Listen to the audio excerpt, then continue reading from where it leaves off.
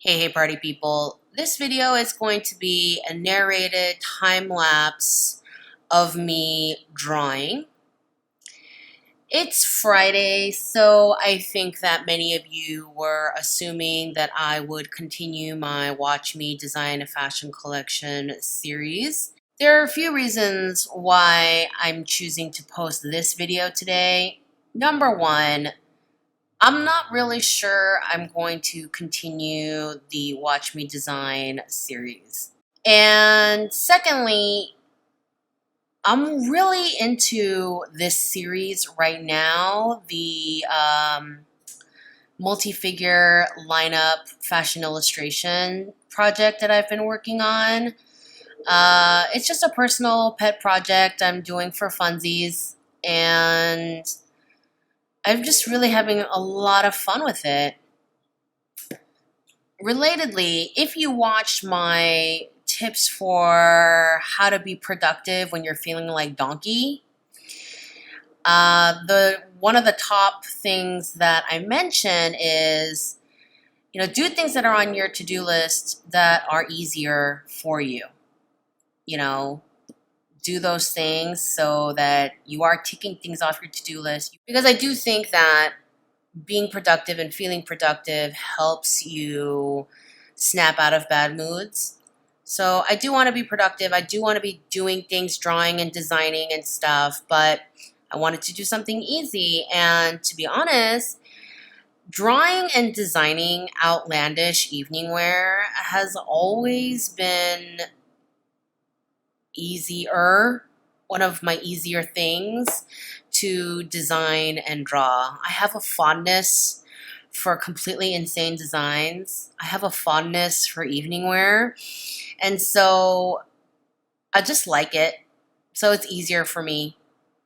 The Watch Me Design series features a lot of challenges for me as a designer. And that was a deliberate decision. I wanted to challenge myself and do a bunch of things that I'd never done before. The whole androgynous thing, the whole unisex thing, the working with inspiration I've never worked with, working with, focusing on the interior of design and textures as opposed to silhouettes. I'm generally a very silhouette-driven designer. And that's like my first compulsion usually. And so that project has been very challenging, and I had been enjoying the challenge for a while. I had 12 parts of that series up, but I mean, I'm just trying to get back into the swing of things, after this crazy summer.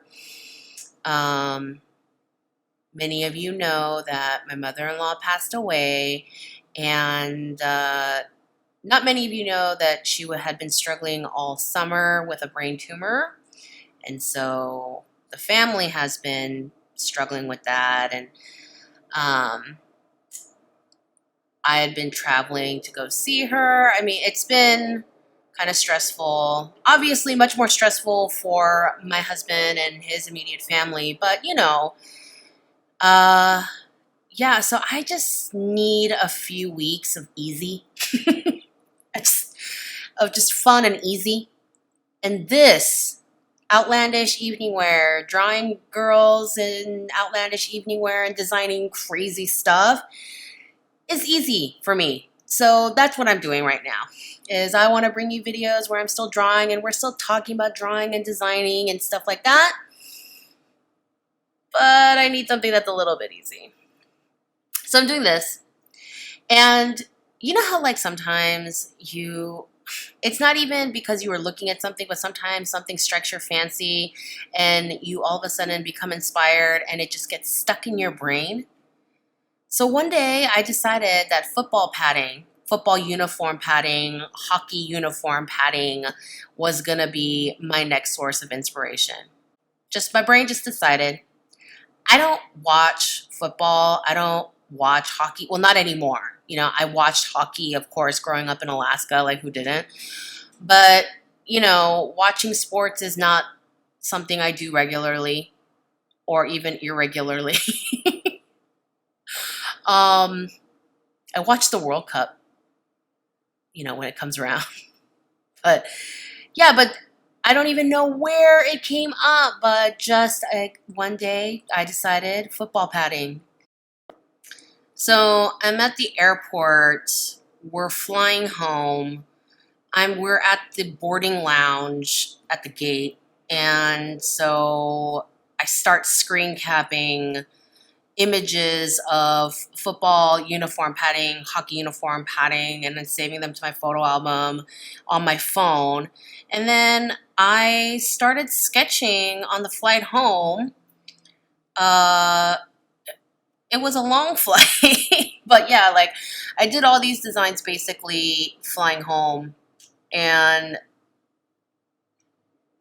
yeah, when something is easy, I was just really inspired. And, again, weird ass evening wear is easy for me. And I just kind of flowed out and I just scribbled them all down. And honestly, when I shared them on Instagram, I was actually surprised at the response. Like a lot of you really love them. And which is cool because I like it when, something I really love ends up being loved by other people. So yeah, I just kept going.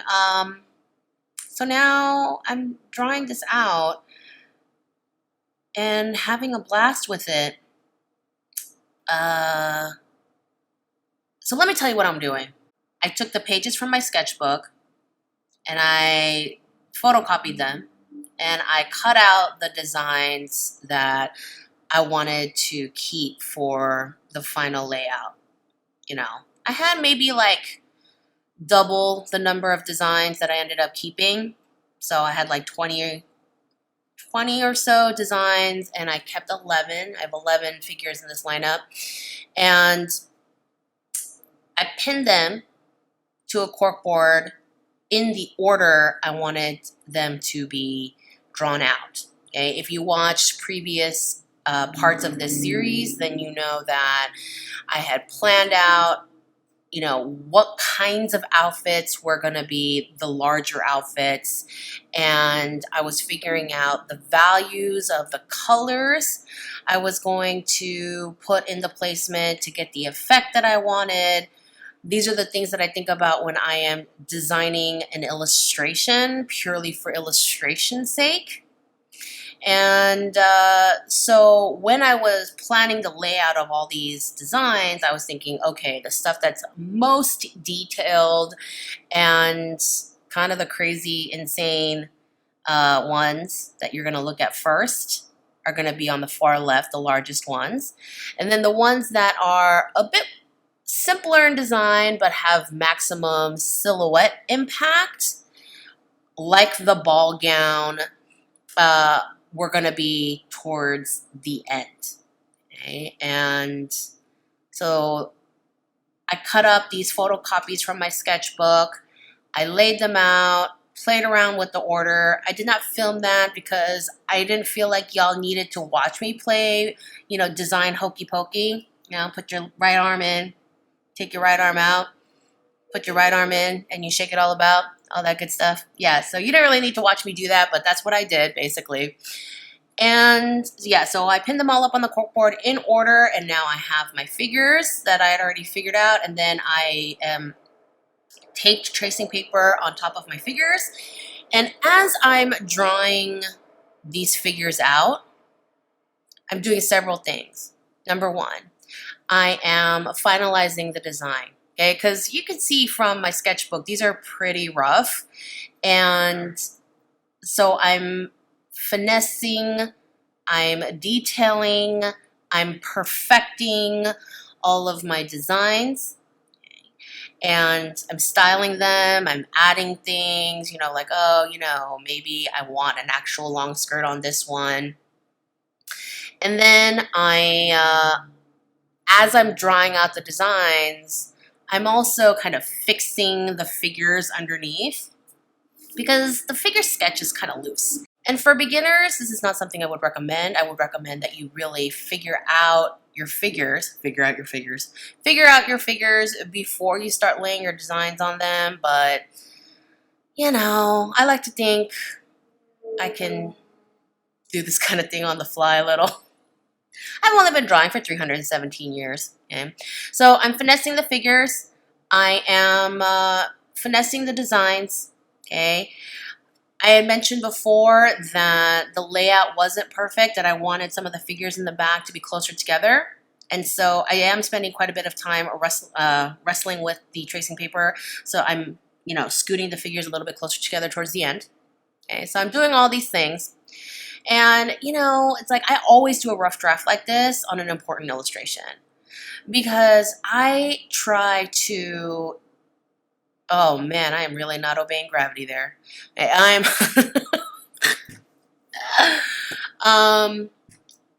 because I try very hard not to erase very much on nice watercolor paper. And I know there are lots of erasers out there that are supposed to be good for that kind of thing. Nonetheless, I try to erase on, you know, final paper as extremely little as possible. So I am just really hammering out all my errors and mistakes on this tracing paper. A few things I want to show you. Number one, I wanted to show you that this kind of thing takes a long time. Like, I have a love-hate relationship with time-lapse videos. Like, time-lapse is great because then I'm not boring you with how slowly I'm doing things. But at the same time, it can be really misleading, especially to beginners. You know, sometimes beginners can fall into this trap like, why is this taking me so long? And, you know, it takes everybody a lot less time, and that's not true, okay? This whole layout, you know, before I sped it up, took about 4 hours. And I did not do all the drawing in one sitting. I did it in 3 sittings, partially because my camera battery only goes so far, and partially because I wanted to give my hand some breaks. So I did an hour and a half, and then I was doing some other stuff, and then I did another hour, and then I was off doing some other stuff, and then I wrapped up the drawing, okay? So 4 hours of drawing and wrestling with tracing paper, okay? So it does take time to draw out very detailed designs on 11 walking figures and redraw hands 17 times. Oh my God, I hate drawing hands so hard. Oh, so freaking annoying. Anyway, all right. Also, I want to show you how much erasing I do because I too make so many errors. I mean, some of the erasing is just because I don't like looking at all the extra lines. And some of it is, yeah, I'm figuring this out and I'm making mistakes, and that's what people do. It's like, yeah. I think it's a misconception when people, you know, when people see people do work that they admire, they just assume it just happens. No, I erase stuff, like a lot. That's why I have erasers that I prefer over others. Speaking of mistakes and erasing and whatnot, here are my sketchbook pages. So I can show you some of the rejected designs. Why did I reject these? I don't know. I mean, this whole thing is about illustration impact, and that was kind of the first priority. And then the second one was making sure that the 11 went well together, but there weren't too many styles that looked too close together so that there were things that were repeating too much. Like, you want repeating elements so that things look like they go together, but you don't want 2 dresses that really serve the same purpose, you know? Another thing I wanted to mention is, if you recall from the very beginning of this video, I started with the middle figures. I started drawing the middle figures instead of drawing left to right. Why did I do that? Number one, I had expressed in a previous video that people were probably going to be looking at the first 2 figures on the far left first, and those were going to be the most important figures, and they were the biggest figures, and so the details had to be the most important.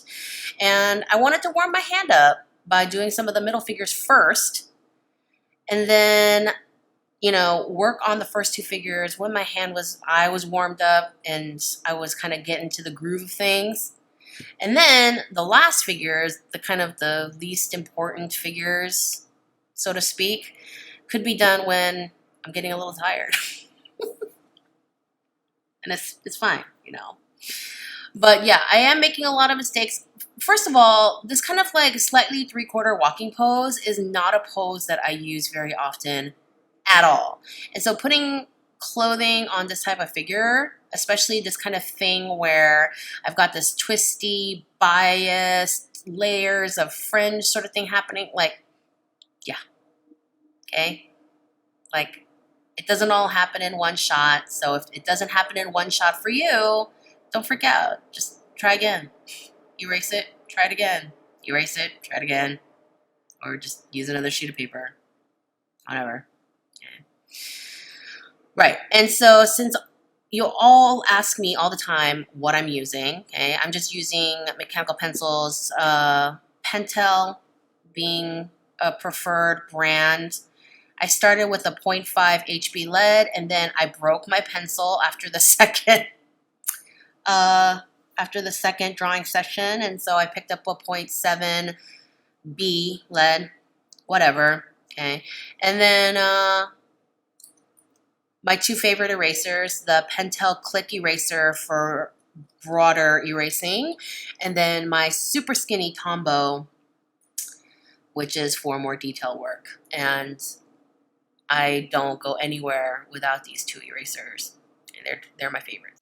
This is a weird series because it doesn't get a lot of views, but I've had more comments on how fun and inspiring this series was than my typical other. Like it really elicited a strong response, even if it was a narrow response. And I know some of you are like, oh, I want to do this thing too. And you should.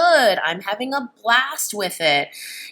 Sometimes you just want to design some stuff where you don't have to worry about the customer and their needs, and you don't have to worry about how you're going to construct anything.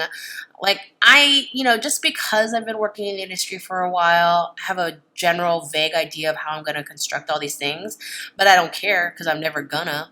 These are just like these crazy, flights of fancy that I've decided to go on in my weird, cranky, stressed out mood. So yeah, that's all it is. It's just a total, I would call it a guilty pleasure, but I just do not feel guilty about it. So I'm just having fun, and I hope you have a minute to do something like this yourself. Maybe not as elaborate. Maybe you don't need to do 11 whole figures. But yeah, do a couple figures. Do some crazy-ass designs and that are completely impractical. Knock yourself out, Join me and post them on Instagram. Tag me. Show me what you're working on. All right? So yeah, that's it for me today. I am trying very hard to get back on normal posting schedule. Thank you so much for your patience so far and all your lovely messages and comments of condolences. I appreciate all of you. And yeah, as usual, hashtag practice not magic, hashtag always be practicing, hashtag if your first one sucks, you're right on track. And I will see you in the next video.